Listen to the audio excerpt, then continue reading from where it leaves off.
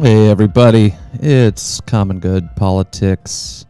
I'm Dan, this is Rob and Doug, and we're gonna try to touch on some of the chaos that happened over the last week, but there's so much, we're just gonna barely scrape the tip of the iceberg here, is my worry. And it's part of the plan. They're flooding the zone. This is, intentional to just throw out as much crazy stuff at once and see what sticks to the wall and what gets, blocked by courts and that sort of thing. But it's a lot. There's a lot going on.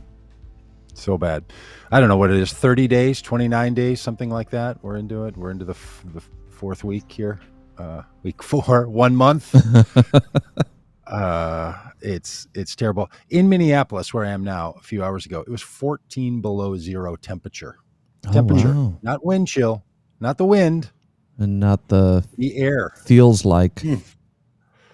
When the air starts moving, it's 35 or 40 below. That's how I feel about the hope for democracy in America. Well, here in Arkansas, zero frozen. It froze at 32 degrees, and now it's minus 14. It's 46 degrees colder than freezing water. That's where we are. Yeah, So we're in the at. doldrums of the level. Have you been out for a run or a bike ride or anything? It's really bad. I said I was going to do that today to myself, and I said it to just enough other people that would motivate me to do it, and then I didn't. I wasn't even one of those people. I was going to get on my fat tire bike and put the gear on. Yes, I've been that person. I ran a half marathon that started at 10 below zero on New Year's Day a couple years ago, but not anymore. Yeah. Nope. I just put on a pair of wool socks and went to my basement. started talking. To scream at the clouds.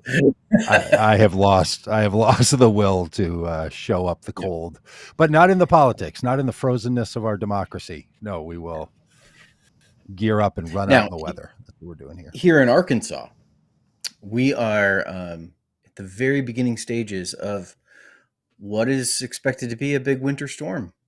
They are, as of yesterday, they were calling for 3 to 5 inches of snow to fall, and now the forecast is up to 12 inches of snow. Wow, falling here in Arkansas. So like some real serious snow. It is just beginning to spit some snow now. Some point yesterday afternoon when it was mid 40s and sunny, they preemptively canceled school for today, and just because that's Arkansas for you. I don't remember. Did you have snow days as a kid? I don't remember ever having a snow day. And I mean, I grew up in Cleveland where we got lake effect snow off of Lake Erie, and I don't remember having snow days. It's just such a weird thing. But so today's a snow day. There's maybe a dusting of snow outside right now, but maybe by 3:30, 4 o'clock, it'll be measurable inches of snow. Wow. Well, 12 inches of snow is a lot anywhere, especially in a place that's using beet juice. So, I mean, they're getting the beet juice ready to keep the roads clear and everything. Do they warm up the beet juice? Does it freeze at freezing temperature? They have to keep it warmer. I don't know. I don't know. Maybe beet juice doesn't freeze. If you don't know, beet juice can be used to get rid of ice, but not in places. Pottsville, Pennsylvania. Not if you're serious about removing ice. Apparently, well, I like the metaphor of natural disasters for what's happening in our political system here, because you can ask yourself about what's going to happen in Arkansas today, or the sub-zero weathers, the dangerously sub-zero weather in Minneapolis. There are predictions, and then it starts to happen, and there's not a lot you can do to stop it from happening, but there's a lot you can do to respond to it happening. And there are just some things in life that are not within your decision whether they happen or not. The Trump administration has power because they won an election, and they have the ability to do things that no one can stop them from doing, but we can respond to them doing them. and we can create the conditions by which it can't go into full effect. We can prepare the situation, say cancel schools, keep people off the road so that you can clear the roads quickly. There's a number of things you can do in light of the fact that they do have certain levels of power. And when they overextend their power, in other words, when the weather forecaster predicts 12 inches of snow, you can actually do a few things to make the snow a little bit less. So the metaphor falls flat there. So the courts are going to stop Trump from doing certain things, and maybe even the Supreme Court in the next couple of days will have an opinion that could resist or restrict his ability to just willy-nilly fire people who work for the federal government. So there are some things in response, but I hear a lot of people. I think because I talk about politics and stuff, so people in my life are like, "Hey, what do you think? I'd like to talk about what can we do." And it's not very appealing to people when I say things like, well, it's like a natural disaster and you're not going to stop some of these things from happening. No matter how much you go stand outside at state capitals yesterday, which was a perfectly beautiful, powerful thing. It doesn't change the fact that Trump is going to put things into effect and Elon Musk is going to continue to dismantle agencies. Yeah. It will create the condition where that's more difficult for them, and we should do that. But there's some things that you just have to separate out. There, I don't know. You guys probably know it. I can't remember it. It's that saying inside of AA, some prayer, the Serenity Prayer. Help me change the things I can change and accept the things I can't. Something like that. And know the difference, and the wisdom to know the difference. The Serenity Prayer would come in handy. I bet in the chat somebody can put the whole Serenity Prayer in there, because it's not like I could Google it. That prayer is pretty wise in a lot of situations, and it's awfully wise now. So being able to determine what you can do and what you can't do, and how you can respond, and what's yours to respond to, is super important. And I think talking is a thing you can do. In fact, one of the things I think we can all do is talk to people we know about how this is not normal, how this is bad, how this is harming America. Saying it out loud really makes it possible for people to understand what's going on who might not otherwise understand. I mean, the most powerful agent in messaging is a friend to a friend, or family to family, or personal connection to personal connection. That's what every marketing plan for any product you've ever known about has wanted to do, is to get you talking about it to other people. So that is extremely powerful. It's not only true in marketing, it's true in religion. The best way to move religious ideas is from one person to another. It's human contact exchange. So I would encourage all of us to keep saying over and over what a problem it is. Yeah. You know, Doug, as you were talking about what can be done in response to this unnatural disaster that is the Trump administration, and what they've been doing here in this first month of the second term, it really is in contrast to so many Democratic leaders that I saw, especially over the weekend, who just absolutely drove me nuts with what they were saying. It seemed like, for the most part, and there's a couple of exceptions to this, Hakeem Jeffries was an exception to this, but over and over and over again this weekend on the Sunday shows, and I just kept seeing Democratic leaders throw their hands up in the air and say, well, Republicans control everything. They have both houses of Congress. They have the White House. They have the Supreme Court. There's nothing we can do. And that is true, but it's really bad storytelling. It's really bad messaging from a political perspective. Like, every great story on television, movies, the books we read, every great story follows a typical path. There's a hero who wants something the hero's journey. It's a hero who wants something, but something is standing in the way. There's some villain that stands in the way. He meets Mm-hmm. the hero meets a trusted guide who gives them a plan and calls them to action. And then Mm-hmm. there's some personal transformation that happens in the midst of them going Mm-hmm. on this journey. Also in that story, now what Democrats typically do, and this is a whole different rant, what Democrats typically do is position themselves as the hero of the story, which Yeah. Democratic politicians do this. Remember, I'm with her. Hillary was the hero Yeah. of the story. It's terrible messaging. The American people, the voter, needs to be the hero of the story. But in all of these stories, there is also another group of people, and it's like it's the naysayers. It's the ones who are kind of sitting back saying, it's Statler and Waldorf in the Muppets sitting back saying, oh, this is terrible. Or it's C-3PO like giving all the odds of why this can't happen. It's the townspeople in the movie Jaws. It's Randall in Monsters Inc. There's every story has this person who's the naysayer, who's like, this can't happen because of this. This is too big. It's too hard. It's too difficult. And that's the position Democratic leaders have put themselves in this narrative.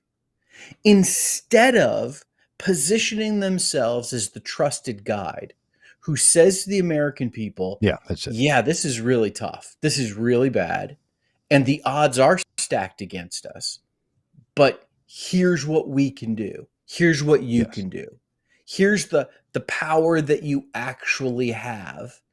And I'm going to call you to action. And it might be gathering at those protests, talking to people, making calls, beginning to organize, all of those things. I am so frustrated with these Democratic leaders who their response has been, what can you do? They control everything. Yeah. What are we going to do? It's bad storytelling. Be the trusted guide who gives the American people, who are the hero of the story, a plan and call them to action, and then cheer them on, give them hope as they move through that journey, instead of just standing on the sidelines saying, well, we hope everything turns out okay. Yeah, I think you're really onto it, because what so many of these politicians are responding to is, what can they do in their position?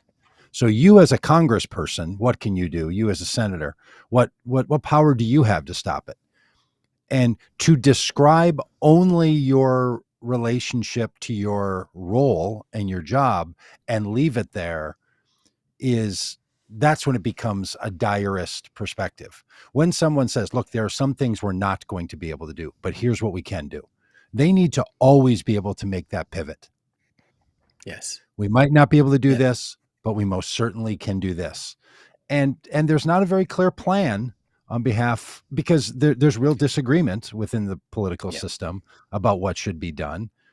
Do you let Trump take all the credit and blame for all of these things? Or do you try to get in there and to alleviate some of it? Do you shut the government down so that they can't destroy the government all that much more? I mean, there's some choices that these politicians have, but what they need to do is to, as you said, make the American people, the fourth branch of the government, the most powerful. That if we don't tolerate, but here's the problem of the voting population, the people who chose to vote on or before Election Day 2024, a slim majority of those voters said yes to Donald Trump. So now it has to, and that's a position that Democrats have not been in since George Bush won re-election in 2004, where they have felt like the voting population held the majority, and it was Republicans. So the Democrats overall have themselves in a situation that they don't even know if they're perceived as the trusted guide. And which one of them would be the trusted guide. So the rest of us find ourselves in a place where maybe our Democratic elected officials are not the trusted leaders that we need, which is why a donation to Vote Common Good is more important than ever. Yeah. choose. And there's no clear leader on the Democrat side. Like, Yeah. Kamala has disappeared from the public space. Is it Bernie? Is it AOC? Is it the new head of the DNC? Who is leading the charge and telling a better story? I don't know. Well, there isn't anyone. Like the Democratic Party, like the Republican Party, is not established in a way that has a defined leader. They don't. Just the structure doesn't have it.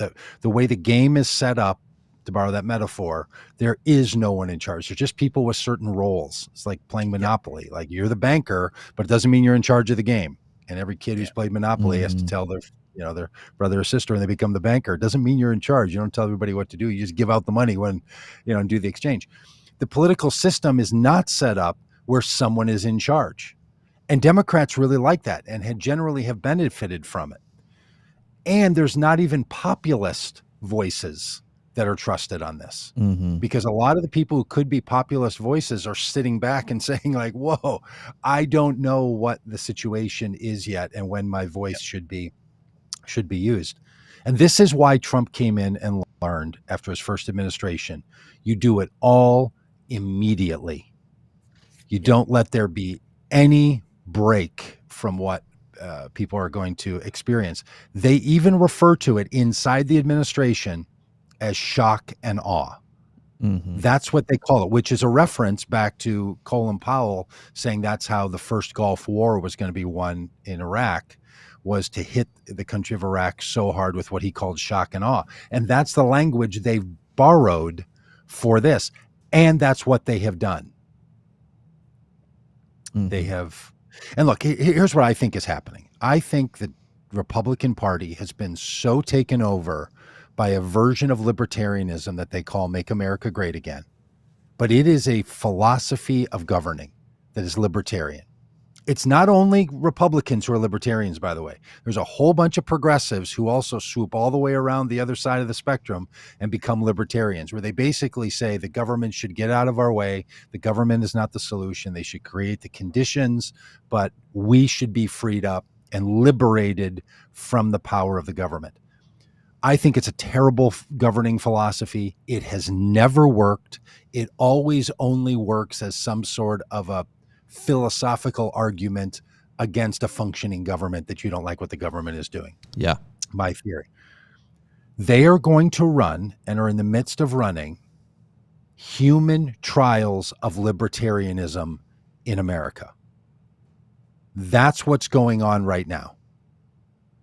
They are experimenting with a version of governing called libertarianism that is grounded in the worst kind of social contract America could experience. And they are doing it in real time to experiment and to see if it works. 3 weeks ago, there was one of the people involved with the Trump administration, now I've forgotten his name, was on 60 Minutes. And he was talking about this. And the interviewer said, these theories that you have about how this is going to work, we're cutting the government and it's going to generate new monies and all this, that's never worked. He said, yeah, that's because we've never actually had all the conditions in place. But we theorize that it will work this time because we have more of the situation, in hand. It is a theory of government that will be catastrophic. Yeah. So that's what we're facing, and how we respond to a movement to fundamentally change the American contract between government and citizenry is something that we are experiencing right now. And if we think it's just typical right left, and I know that the people on both sides of that argument, the right and left of politics, the conservatives and the Republicans, tend to think that's what it is. But there is a third factor in play here, and that is full-fledged libertarianism, starting with the federal government and shutting it down. So we will see, and I am confident it is not going to work, and that Republicans will quickly start blaming Democrats for its failure. Yeah. Because they won't have any other options. But it'll be hard to stick on the Democrats when you do control all the levers of power and your plan still doesn't work and actually makes things worse for the average American. Just take the park system, for example. Doge went in and fired like 4,000 parks employees, 25% of the park rangers and staff at all our national parks. This is going to have immediate effects, like there's Yosemite can't open on time because they don't have the staff anymore to do it. But it's going to have long-term effects as well, where these parks are going to be overrun with tourists and not enough people to maintain the trails, to clean up the trash, to keep things nice. And it'll have long-lasting effects on these beautiful landscapes that we all like to enjoy. And so even if Democrats rehire a bunch of employees in 4 years, the damage has been done. And so that's the case in so many of these areas where we can undo some of it, but the damage will be a long time in repairing. Well, the Trump administration chose to fire people who work for the FAA. There was then a plane incident yesterday in Toronto where, honestly, an American or Delta Airlines plane ended up upside down. And all day long, I was trying to imagine, how does that happen? How does how does a turtle get on its back? And flying out of Minneapolis, right? Like that's a flying from the motherland into Canada. People trying to, I don't know, I guess make a run for the border, and it apparently bounced and then bounced up in the air, and a wind gust then flipped and it snapped a wing and it ended up upside down. And I said to Shelley, middle of the day, my wife, I wonder how long it will be before they blame DEI. Well, by the end of the day, they blame DEI programs for that plane. Elon Musk wrote on his social system that he bought that the people at X know how to fly things and they will offer their services to the FAA. Yeah. On how to make airplanes safe. So here's how it will go, Dan, unfortunately. Fire the park services and privatize it all. Yeah. Yep. The grift is complete. Mm-hmm. Fire employees and then have the government hire your company as a contractor. Right. Has any company taken more money from the federal government than the companies owned by Elon Musk? His companies have government contracts for most everything it does, or subsidies for what they do. These people are not simply saying, let's not have the services. They're saying, let's privatize it and connect a weird libertarianism with a kind of hyper-capitalism. Mm-hmm. And that's what they think the solution is going to be. Right. So they're going to do this across the board. I mean, way back in the early 2000s, George Bush sniffed around for a hint of popular support for privatizing Social Security, and that went nowhere. These people are going to jam it right down the American people's throat. Mm-hmm. They are going to privatize everything. And if you think businesses run their businesses better than the government does, then you've bought the lie. Yeah. Ask any business controller, ask any HR person, ask any CEO. Do you think our company really has all the answers, or do you think there's a bunch of people wasting time, grifting off of the system of the job, not getting anything done, ridiculous redundancies, employees fighting? You think American businesses are really the solution? I mean, I've run them. They're hard to run. They don't work any better. And on mass scale, they do not rise to the occasion. The only system in capitalism that has ever risen to the occasion to care for everyone in moments of crisis is the government. And this consistent belief that the government is not the solution, it's the problem, just simply defies reality. Mm-hmm. It's just true across the board. Now, businesses join in to some set of conditions that the government will often want to hand off in small pieces after they've solved the majority of the problem. I mean, you want to have a private police? You want to have a private fire department? You want to have a private military? Well, the answer to a lot of the people watching this is, oh, absolutely. I think that would be great. Because you know what's probably cheaper? To have a privatized business do all the government functions if you want to save money. Really? You think people go to work for private businesses to make less money than working for the federal government? It always costs more money to hire a contractor. Because the shareholders want to make more money. You think there's more private industry is going to cut the government a deal because they don't want to make money hand over fist? Like, the only thing we have going for us with the government being in charge of the Park Service or the FAA is that the customer is the citizen. When you privatize it, all of a sudden you're just trying to make money for the shareholders. You literally in business have a fiduciary responsibility to the shareholders if it's a share-held company. Legally, your first responsibility is to the shareholders. We don't want that. That's why we have two sectors that are not profit, the nonprofit charity sector and the government. And the idea that these people think, or somehow, I'm not even going to get into whether Elon Musk is even good at his job or not, but that guy is going to come sliding in and solve all of this by bringing his kids from X on over to share their best practices with the FAA. Yeah, it is just.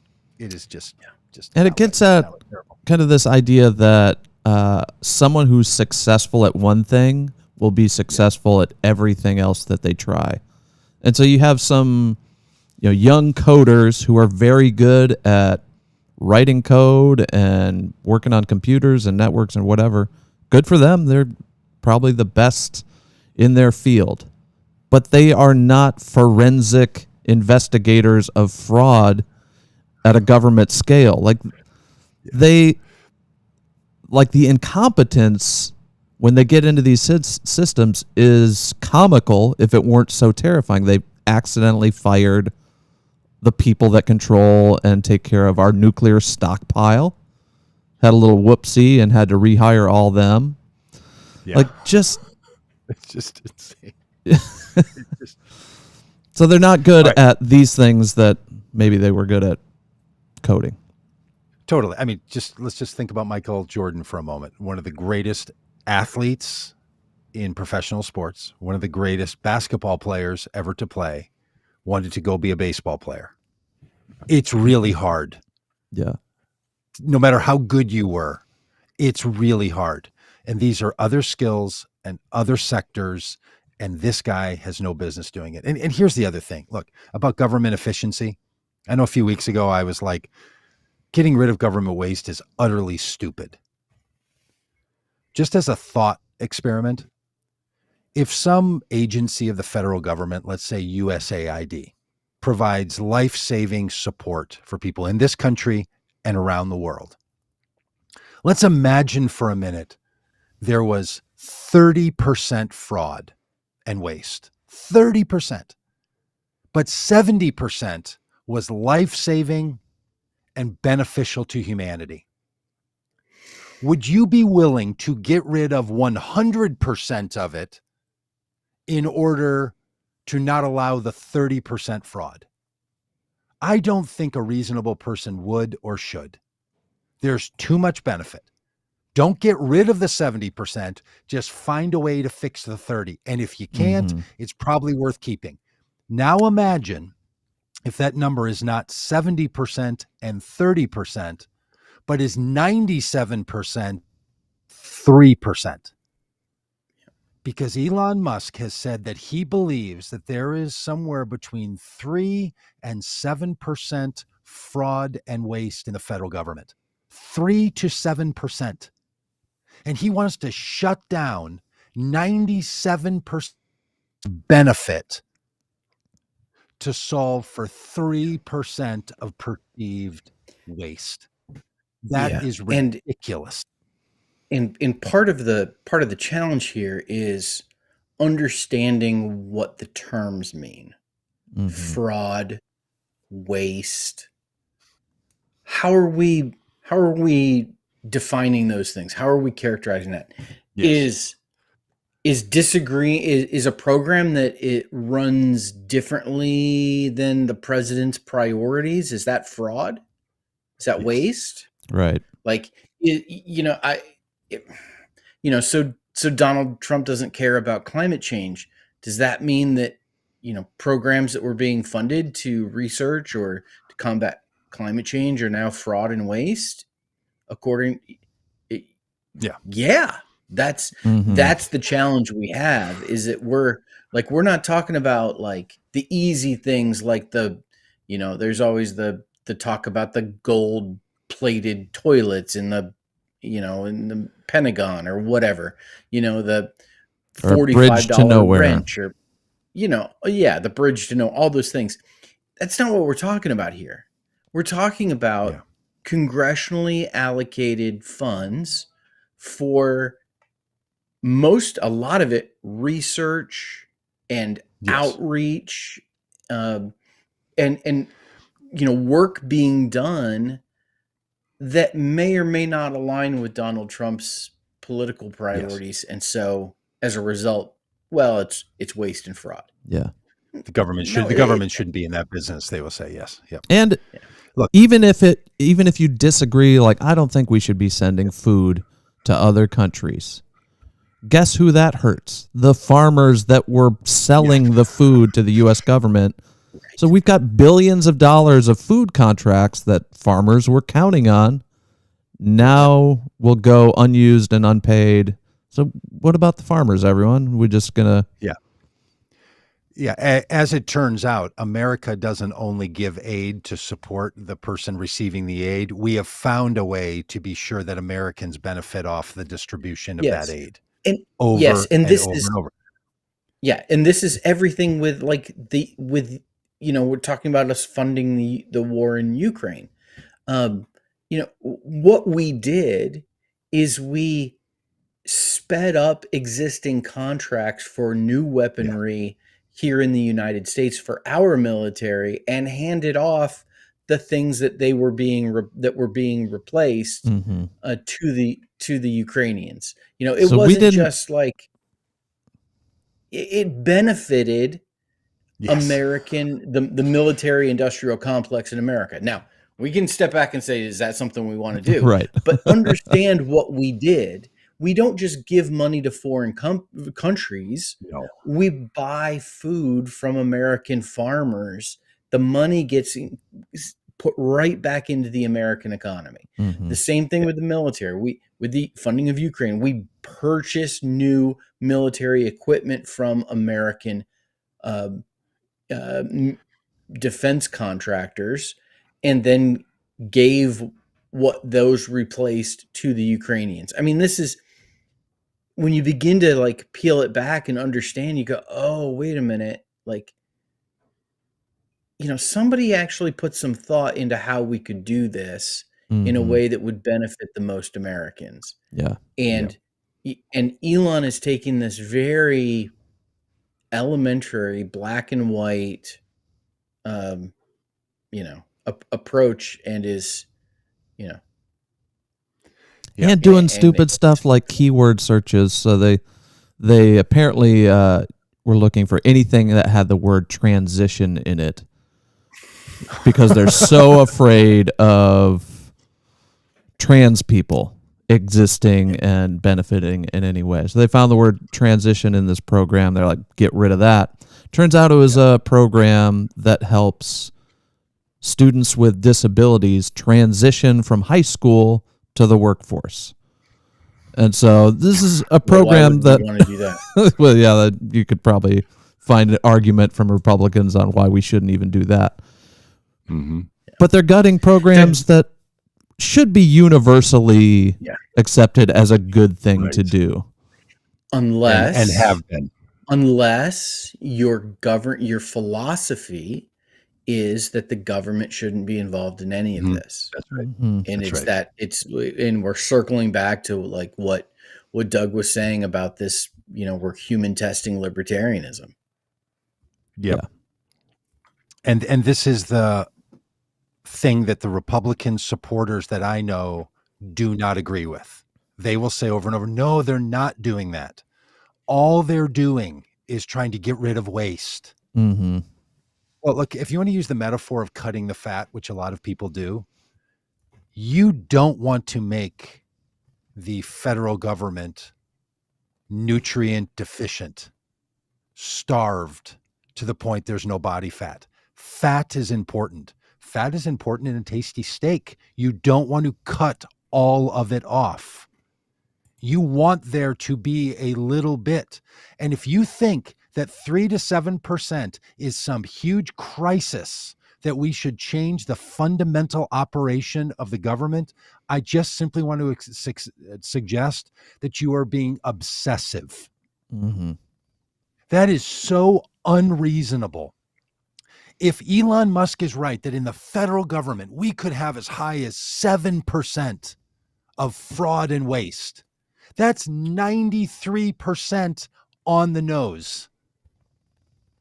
What other effort would you ever do where you would say, we're going to get to the point where it's 100%, every penny?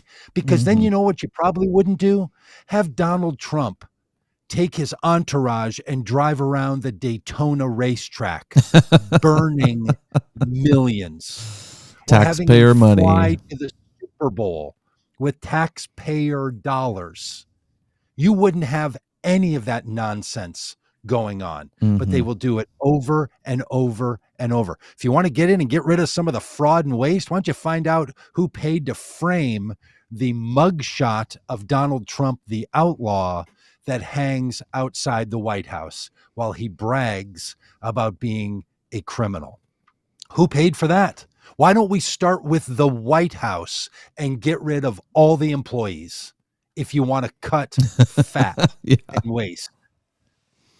Why would you not do this? All right, can we show the text message I got with my friend?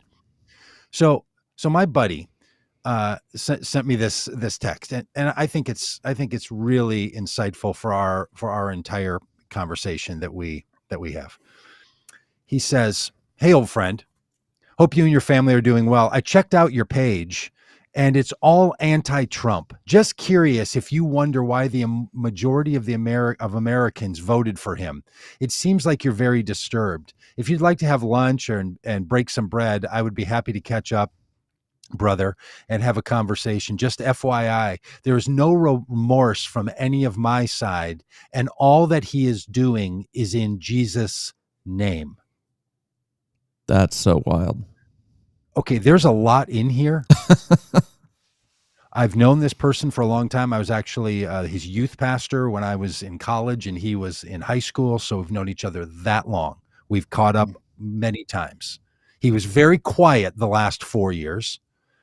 He was certain that Trump's defeat in 2020 was going to be overcome. We haven't talked in 4 years. But now he's like, hey, the majority of Americans support this. Side note, the majority of voters, by a very slim majority, voted for Trump. First of all, that's not the majority of Americans. It's less than a third of all Americans. And not every person who voted for Trump supports what he's doing.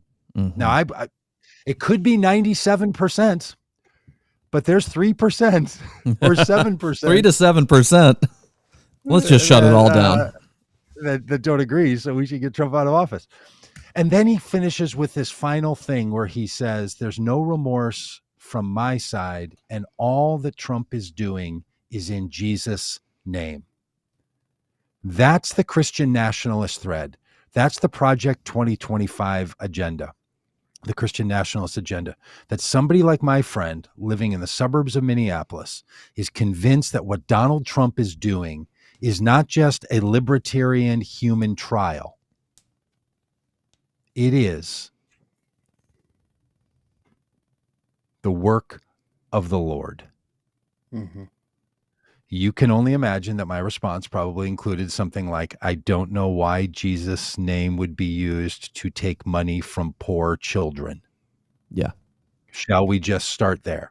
And then get on to, that's not what a president is supposed to be doing. In fact, if he is doing it in Jesus' name, we have a whole other conversation to be having about this. Mm-hmm. So it's like this kind of a little piece. I just want to encourage people. You might look at it and slunk your shoulders, feel your heart sink and think there's no hope. But also, it's a conversation that is going on inside social media that I have no idea was going on until this popped up. So at least one friend who's going to have lunch with him, that being me, is somehow saying something anti-Trump. Because in his world, it's all efficiencies and praise the Lord. Yeah. So being that one voice is a thing you can all do. You can all be that one voice. Mm-hmm. Yep. Yeah. And there is, his mention of there not being any remorse. I think we talked about this a bit last week. My Trump friends are thrilled with what's happening. They're not worrying so much about the consequences. They don't care too much about the details. They love the chaos. They're loving just the chaos of it all and finding that to be like entertaining. And that's, that's a really scary thing, because that kind of chaos that they find entertaining, really leads to bad things in people's lives. Right. But if you come from the theory, a lot of these people come from, that every social government program is fruit from a poison tree, then you think, oh, if we have to get rid of all that poison fruit, all that rotten production from the government, okay, fair enough. Mm-hmm. Until it becomes the thing that's precious to them. And then they realize, oh, hang on a minute, I didn't think that. Yeah. And here's the other thing, Rob, and I think you're right. But look, we all know from the election that what we're hearing is not always reflecting reality. And I just want to encourage people, and maybe I'm being delusional here, but if you are a Trump voter and you're starting to feel queasy about what he's doing and what Elon Musk is doing and these cuts, and if you're a farmer, you're probably not out saying to your friend who votes for the other side, I'm really having some second thoughts. Look, what we put out in the world, most of us, is not the full range of the things we're thinking and feeling. I am not saying there's a whole bunch of people who are totally anti-Trump now. I'm saying there's a bunch of people who are like, yeah, that's not good. Mm-hmm. People like us, when it was Biden, would say things like that because the rules in Democratic circles were okay that you could disagree with the president. In the Republican world, you can't disagree with the great leader. Right. So they stay very quiet. And I want to encourage he's the all alpha of us, and everyone else is the beta. Everybody's the beta, and he's the man, and he's tough, and you people that care for all the weak people. So look, there's a saying in movement work that movement change seems impossible until it happens, and then it seems inevitable. Now, the Trump people can take that adage to apply to their nonsense right now. It would have seemed impossible that Project 2025 and its libertarian views of Christian nationalism could actually take over America, and that we could remove the federal government from doing work and put private industry and religious industries in the place of the federal government. Seemed impossible, but now look, it's inevitable. They could make that argument. But so is bringing an end to this. And what can be part of the inevitability is that people were never as far in when they really know what's going on. Now, I will grant that you can have an axis going vertical of political identity with high identity at the top and low political identity at the bottom. And you can have an axis on the horizontal that has low information on the left, and high information on the right. And that creates, a grid.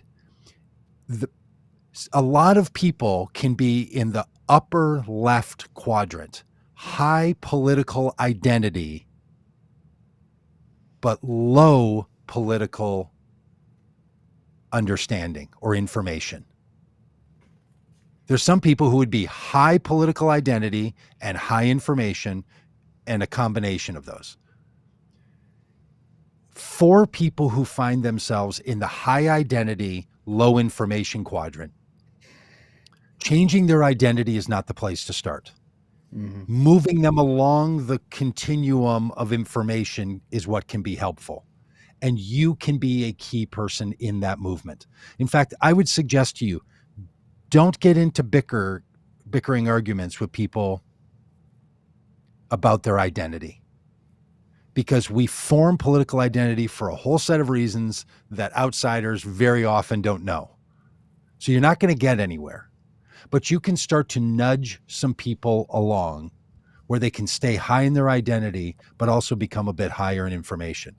So a conversation with my friend here is a case in point, and I'll follow up with you all on how it went about, like, his comment, it's all being done in Jesus' name. We could maybe find a little information to help move that along. You think Elon Musk and Donald Trump are working for the Lord here? You think that's what they think? So look, this is all very difficult, long-term, really hard work. And Republicans, for some reason, have built a high identity machine out of the Trump years. And I was 100% wrong about that. I thought what they were up to was going to build a lower identity machine. And it turned out otherwise. But I'll tell you, I watched Biden fail in the last year of his presidency, including pardoning his son. And that caused a level of identity shift in me. And I've traveled around the country to try to get that guy elected. I was pretty all in. But then I'm like, okay, hold on a minute. That information, that's moving me down on my vertical axis a bit. So if you can change, if I can change, everybody can change. And I'll just say to my naysayer friends about the ability to change Trump supporters, don't give up on human beings. First of all, declare these people as people, not Trump supporters, not MAGA, a human being who lives through all the same experiences as every other human being. And they can go through sadness and disillusionment and depression and all the rest of it. And that is the place that we have to approach all of this. If you want to win a battle rather than love your neighbor, have at it. But your effectiveness is going to be quite limited. If you, I don't want to be overly preachy here, but if you don't start with love, then what's the point? Like, if I want to get into a conversation with my friend here, and by the way, this is not my regular friend that I have these conversations with. Some of you know I keep up with Casey. This is not Casey.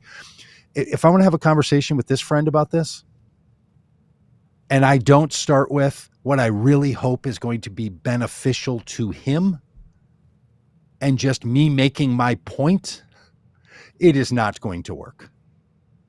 But if it's truly, I think this could benefit you and help you because we are friends, that's a different posture. So if you don't have any Trump friends, don't try to go convincing people. If you do have Trump friends. Yeah, you're not going to convince a stranger on the internet, but you might be able to have a conversation that's helpful with someone that trusts you and knows your character. The problem is we live in two very different media ecosystems. Yes. Like, I caught just a little bit of an interview with, it might have been Hannity, with Elon and Trump. And Elon was sort of laughing and talking about how people on the left have this Trump derangement syndrome. And they're so obsessed with Trump, they just can't stop talking about how bad Trump is. And he's laughing about it because all we're doing is really awesome stuff over here. And if you just watch Fox News or you just watch these other media outlets, that spin it exactly like that, why would you Yes. think anything else? Why wouldn't you just trust the person in power that's telling you they're doing really good things and finding all this fraud and waste and doing the things they promised? The problem is they can just use these words to cover everything. They say fraud and waste, your ears perk up. I'm like, oh, good for them. They say someone is illegal, and all of a sudden that is justification to be terrible to a huge population that's in this country. It doesn't matter if the term doesn't apply. Like, they'll throw the word illegal around to mean asylum seekers who came here legally and are awaiting their asylum hearing. They mean it when they're talking about people who have protected status that Trump just decided to revoke. People that came here legally, did the right process. We said, yes, we will let you come here because your country is too dangerous. You're in danger. And we're the shining city on the hill that welcomes the poor huddled masses to be free and safe. Come here. We'll give you protected status. And Trump says, no, we don't like those type of people. You're not protected anymore. Now you're illegal. And we can deport you to Guantanamo Bay and treat you in any way we want. Yep. And what we've seen just time and time and time again is projection. Yeah. That the thing that they accuse others of is the very thing that they themselves have. And, Trump derangement syndrome, like the flip side of the coin is the obsessive cult-like following that Donald Trump has on the right. Mm-hmm. Case in point is, just this morning, Kristi Noem, the Homeland Security Director, announced a talk about Doge here, a multi-million-dollar ad campaign that's going to run around the world, encouraging people to not come to the United States, quote unquote, illegally. And this ad begins with her thanking Donald Trump for being president and his leadership. Wow. I mean, it begins with a genuflecting to the dear leader. It's wild. And yet they talk about Trump derangement syndrome. Yeah. Yeah. And a person in Congress put forth a bill, I think yesterday or over the weekend, to make Donald Trump's personal birthday a holiday in the United States. I was wondering how long it would take, honestly. Well, less than a month. Less than a month. So this is, and look, and yes, everything we've said about the media is true. But Fox News is not the problem. 4 million, 8 million, 12 million people might watch Fox News. It's not that big. The 77 million people who voted for Donald Trump are not watching Fox News. It would make it the largest media juggernaut ever. It is not. And the most radical voices on Fox News are on in the evenings, and the numbers will be down in less than 1 million people. What is happening is that, and this has always gone on in America, is that people are not talking to other people who disagree with them about issues that matter. There are so many people who have conversations with other people that reinforce these political ideas. That's where it's coming from. And that is something we can break. Friends, if you're waiting for an algorithm to solve this problem, I don't think you're understanding how human influence works. Look, we are on social media. We're pushing this out through social media. But we are playing the algorithm game, and the algorithm game that decides who's going to watch what and how it's going to get there is all built around generating profits for media companies. That's all it's doing. It doesn't have a political care in the world. It is trying to drive profits. And we don't need the algorithm to be right. We need the American people to be engaging with other American people. about these things. And that is something you can do. You literally are the solution to this problem. If the 72 million people who chose to vote on election day and said no to Donald Trump would be activated in conversations, and there was a conversation happening with a Trump supporter every single day, you would have 72 million of those every day. That is something we can actually do. That is something we can actually share. I know it feels like all the news agencies, because they've gotten rid of DEI and they're doing their thing to not fire up the administration and all of this. You think that they've just turned over to the dark side. They're actually reporting out true things, and you can share that, and you can know it, and you can say something. You know, at the airport, when you drive in, and at least at our airport, there's a big, huge sign that says, if you see something, say something. That's there not just as a cute little saying. It's because the number one thing that people who try to stop terrorist activities need is for people involved with those who would commit terrorist acts to turn them in, to say something. It is the most powerful thing we have in our society. I mean, this is the basis of free speech. Free speech isn't just so you can say stuff. Free speech is so the government can't stop you from saying things. We are the most important. Okay. Now I think this would be a good transition to show this little video clip of the former governor of New York, a Democrat, who came in after Spitzer was governor. I mean, look, New York has had a problem with its politicians, from Santos to Spitzer to Mayor Adams. This person was on CNN last night. I watched it and then paused, yelled things across the house to my wife. I was losing my mind, pulled my phone out and recorded it so we could show it here today. Here we go. He's speaking about how the people who work for Mayor Adams, who's currently the mayor of New York, and Mayor Adams struck some deal with Trump to move on immigrants in order to have his own case dismissed by the Justice Department. So 4 more people who work for the mayor resigned. And this governor is talking about those people resigning. That's what he's talking about. And he says this. City. Well, the pathway to leading the city is obviously going to be encumbered by the loss of many of these very important people who work for Mayor Adams, and very distinguished people who work for Mayor Adams. But if they feel that they can't work in an environment where they're doing their job, I don't know that I blame them for that.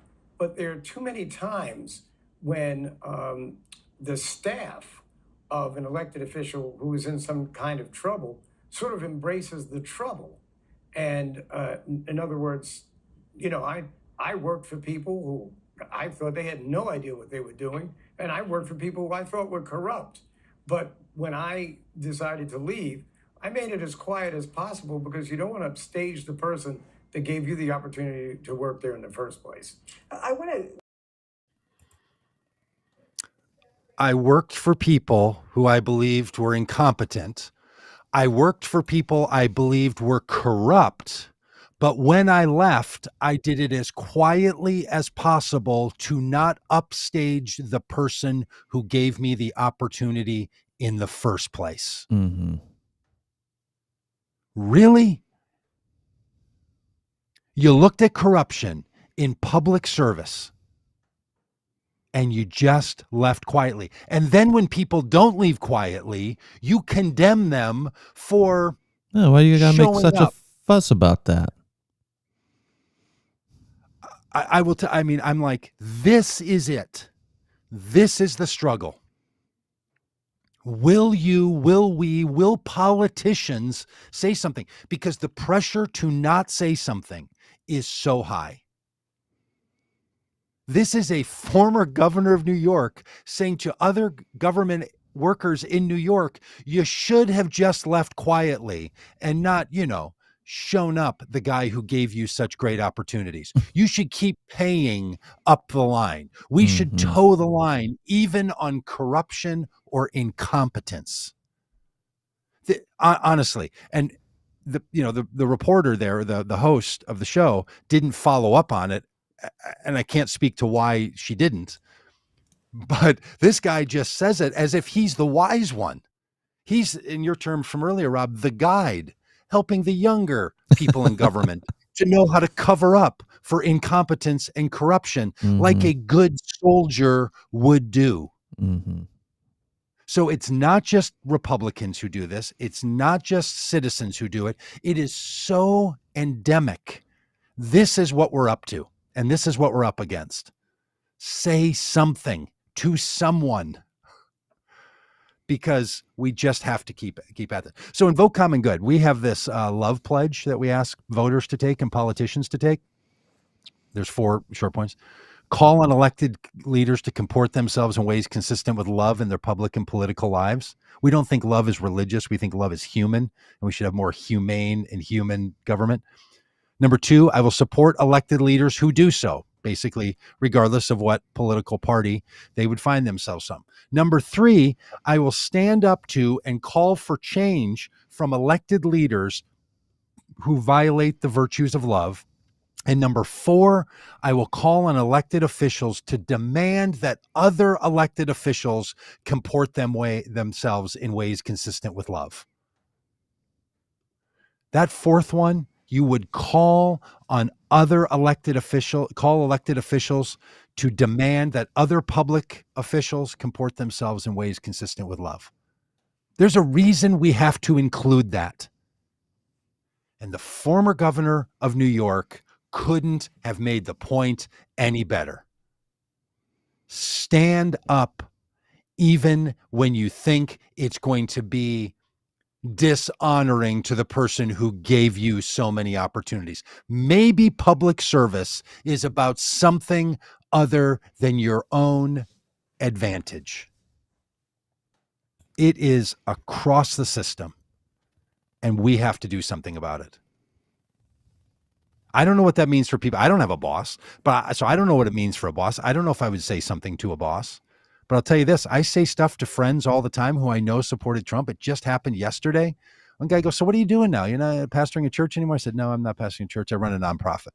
He's like, "Oh, what nonprofit is that?" And I said, we try to get religious people to stop supporting Donald Trump if they want to. And he goes, "Oh, huh." Yeah, things really, and then he goes, "Yeah, things really aren't going the way some of us thought." I said, "Yeah, it's pretty tough." He goes, "But what do you stand for?" And I said, "Well, we stand for but there it was, right? This little moment. Things aren't really going the way some of us thought. But what do you stand for?" And then he wants to contrast, because his argument is the worst Republican is still better than the best Democrat. Okay, we'll start there. But at least acknowledging this isn't what we want is a way to say something, because the pressure across the system is to genuflect, to honor the man's birthday, and to not say something even when you work for somebody in public life who is corrupt. Can you imagine if a Republican went on CNN and said that? "I used to work for Donald Trump and I knew he was corrupt. I knew he was incompetent, but when I left, I did it quietly because I didn't want to show him up for all the opportunities he gave me." Isn't that all Every of time them? they do that, people freak out. Yes, that's what I was going to say. It's like 3 of them wrote a book. The others went quietly and got better jobs. Yeah. Yes, we scream about that. So there is something you can do. Yeah. You can name it and claim it and say something about it. Or we're all just delusional beta males that are sitting around reeling because, but here's the thing. Look, and we've said this so many times.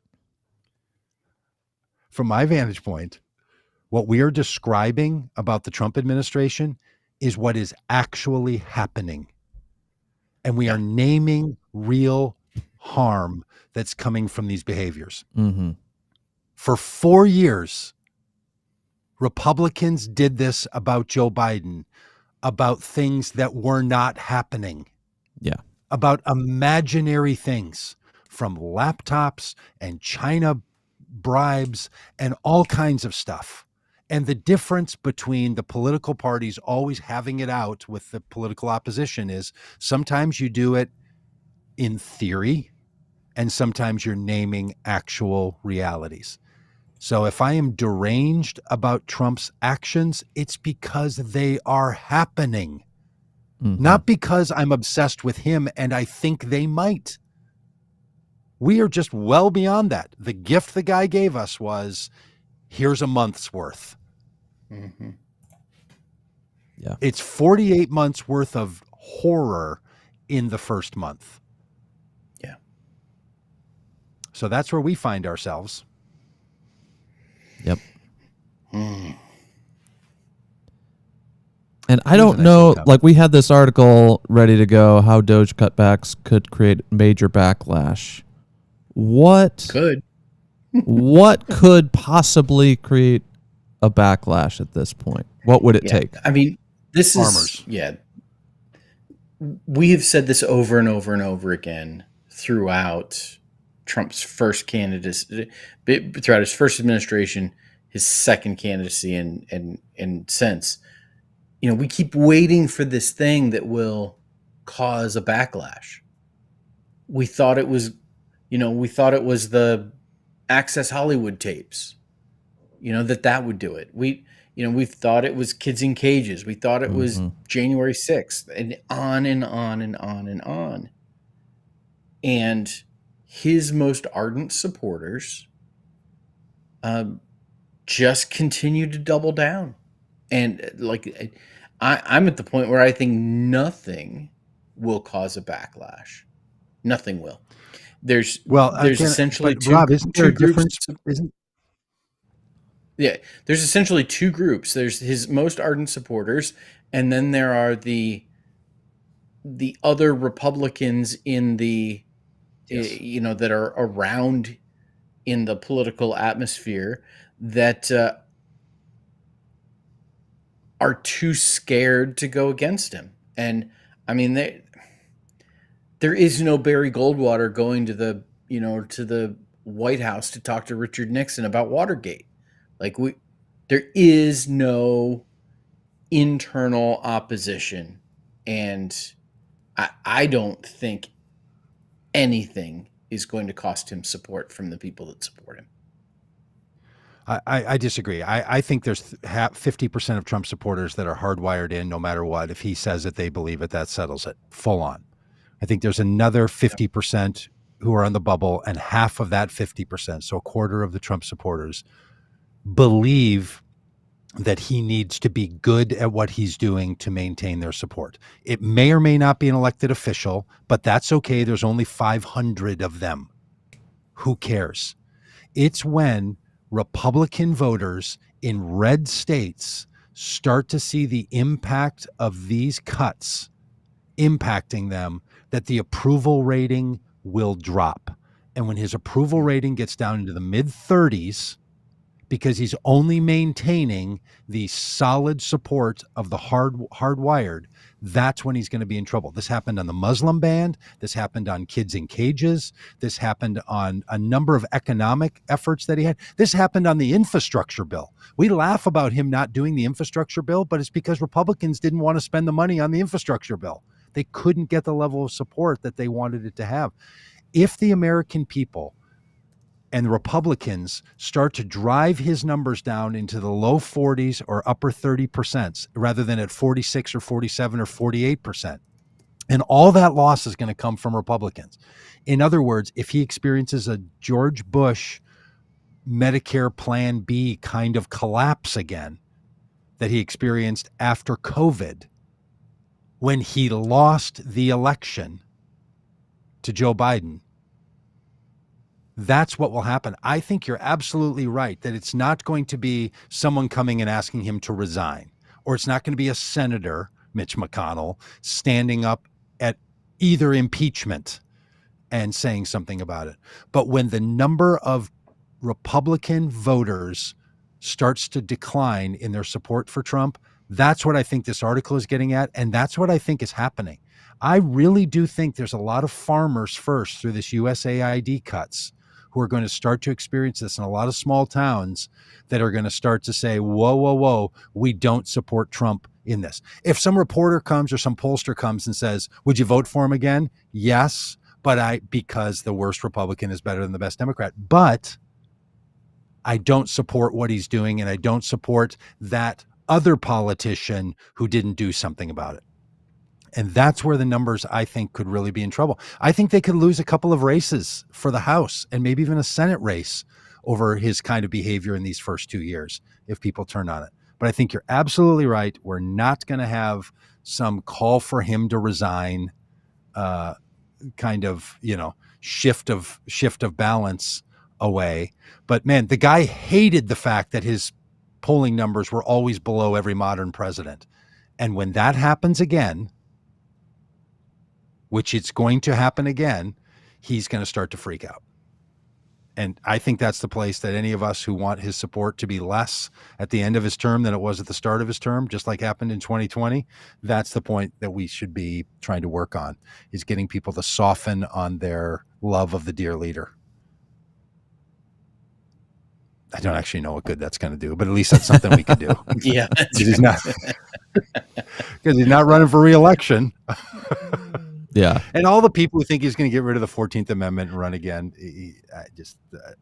there's so many things we could worry about. That fan fiction is not one of them. I would suggest that you need to be concerning yourself with, but have at it if it keeps you going.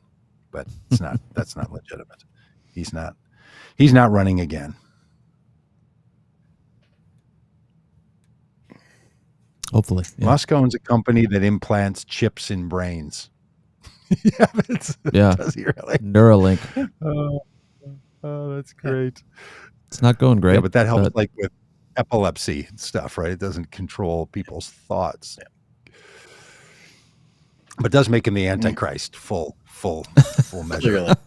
Yeah. A lot of times I'm like, look, I read the Left Behind series. This is full on. Why is no one concerned in the evangelical camp about any of this? Even with the head wound. Yeah, the head wound, the Israel stuff. Oh, man. Mog and Gagog or Magog. We didn't even talk about this, that they're about to go and turn their backs on Ukraine with Russia and give Putin what he wants. Yeah, it's wild. Yep. They're having peace talks without Ukraine. Right. The country that was invaded, they're having peace talks without them. Because why would their input be important? Yeah. I mean, there's a lot we didn't talk about. We didn't talk about Gaza. We didn't talk about Elon's son picking his nose and in the Oval Office. Yeah. But he's a little kid, right? Yeah. Yeah, okay. I mean, even Elon Musk having 16 children, you can't blame parents for the behavior of their children. Even Don Jr.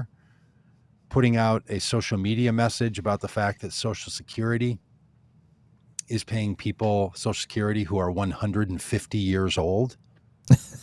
But that's because the Doge people who went in to try to look at Social Security don't know how to read the COBOL computer language, and they miscalculated what the zero was, and they then miscalculated the ages of people because they don't know what they're doing. And Donald Trump Jr. doesn't know what he's doing, put that out to try to be like his dad, who said that we spent a bunch of millions of dollars on condoms for Gaza, not knowing that it was a town in Africa also called Gaza, where it was part of an anti-AIDS effort, and he misunderstood Gaza and wrote about it and said it out loud as the president of the United States. So does Don Jr. But you can't blame the president or the parent for the kid. Have you heard about the Reuters mistake? They've been talking about how Reuters has gotten something like $9 million or something from USAID, when in fact it was for the purpose of like mass, like something was on like the line, like the line item, the description that was like mass manipulation or something my along gosh. those lines. Of course. And it turns out that it was a grant to a scientist who was studying mass, I don't know, propaganda. Okay. Yes, to whose last name happened to be Reuters. Of course. Oh, it is simply, the incompetence is simply stunning. It's And there are so wild. many people who just continue to think he's competent. So maybe that's just a takeaway. Just share a couple of things. Do you really trust these people to take it all apart? It's, you can say to him, it's just a thought experiment. What if the person who's the president, was truly, as Rex Tillerson, the Secretary of State, said, was a complete effing moron? Yeah, you don't have to take my word for it. You can just listen to the people Trump hired. And an oil executive who clearly knows a lot because he got to be an oil executive, Rex Tillerson, said Trump is an effing moron.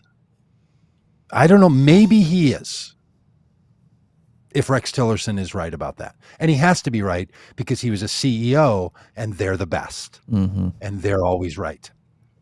But then Trump fired him and said he was the worst Secretary of State ever. How could someone be so good at being a CEO and then so bad at working in the government? I thought that wasn't possible. And how could someone who had a whole television show about picking the right person continually pick such terrible people that he has to fire them all the time from his own administration? I don't know. Makes you wonder. Is he bad at picking? Or the picking scandal is not the 5-year-old. And Elon Musk, 16 children with 5 women. Republican values. That's family values. Yep. Just quiverful. I mean, I don't want to say something about immigrants populating the country, at a higher rate than people born in this country, even though that's true. That's probably not apropos here, right? Because you don't think Republicans would be bringing that up if there was a non-U.S. born citizen working in the government and producing 16 children. They wouldn't think that was somehow trying to influence the population of the United States.